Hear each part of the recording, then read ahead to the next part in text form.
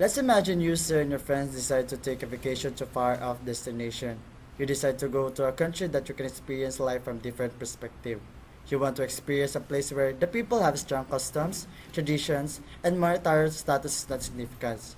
If that's the case, sir, you're looking for a place that has a traditional economy.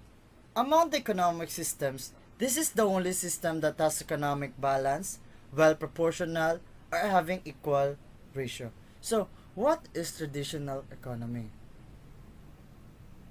Traditional economy is an original economic system in which traditions, customs, beliefs, and most likely culture help shape the goods and the services the economy produces, as well as the rules and manner of their distribution. Countries that use this type of economic system are often rural and farm-based. It is also known as subsistence economy. A traditional economy is defined by bartering and trading. In Philippine socio-economic planning, the cultural factor is most often neglected or ignored. It is pellucid to our vision that our very own notable and diverse cultural trademarks have been gradually unlearning after changing the status of living within individual and economical manner.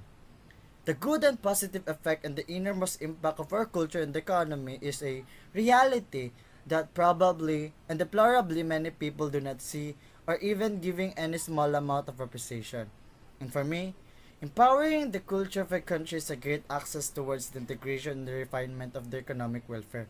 So, if we reapply on having traditional economy in our country which mainly focuses in culture and tradition, it will lead to significant change and positively influence the production and the development of our economic status and also heighten and sharpen the enthusiasm and social-cultural traits and principles of individual. We must bring back the compassion and perseverance to our workmanship. As you can see in this picture translated from Baybayin, a original Filipino letters which means unti-unting nawawala, just like our culture orientation. Having traditional economy, every individual within knows what is their main function and precise purpose in the economy.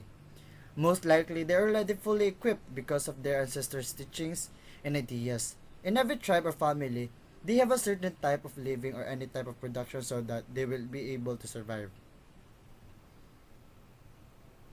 As we can see, the unemployment rate rose to 6.6% in the first quarter of 2017. Approximately 2,761 individuals surveyed that they are unemployed, which has a big impact to our economy.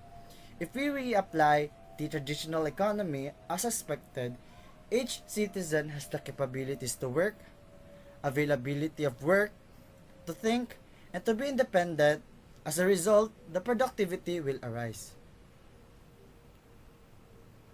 Shortage is peculiar in the country or even in the community having traditional economy because they make sure that they can produce a good, particularly basic goods, in order then to survive. Also, there is a very rare surplus or any commodities that wouldn't be taken because they assure that they produce not less and not great but just enough. They allocated their resources properly because of consciousness in terms of production. Through this, they will not invest too much for their production. That's why a country who acquired this type of economic system is more efficient and consistent.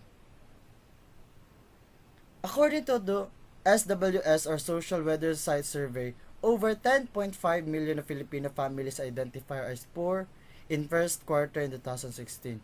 If we have a traditional economy in the Philippines, each of community produces only what they need and it satisfies their necessities. We can say that totally the poverty will be vanished but only lessen the affected family.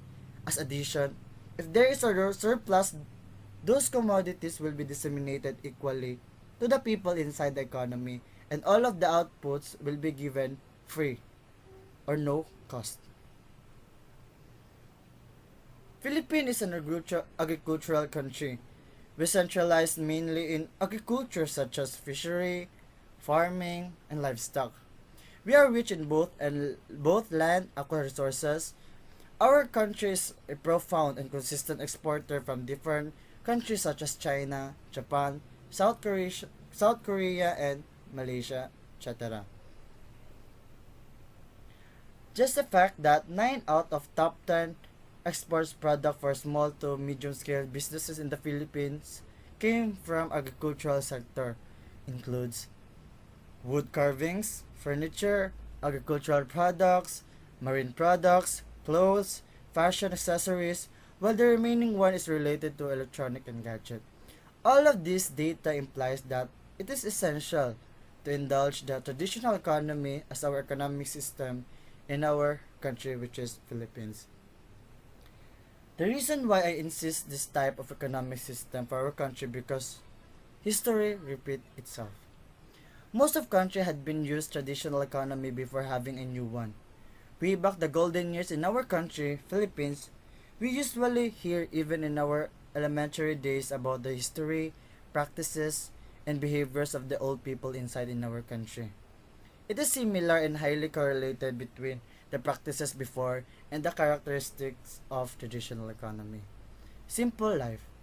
As what I've said, they only stick in trading and exchanging of goods. For example, one tribe specializes in production of rice, the other one is in marine products, and our family is on the production of root crops or vegetables. Each of tribes produces distinct goods. Obviously, the tribe specializes in production of rice will not satisfy on eating rice alone, the same as other tribe and our family.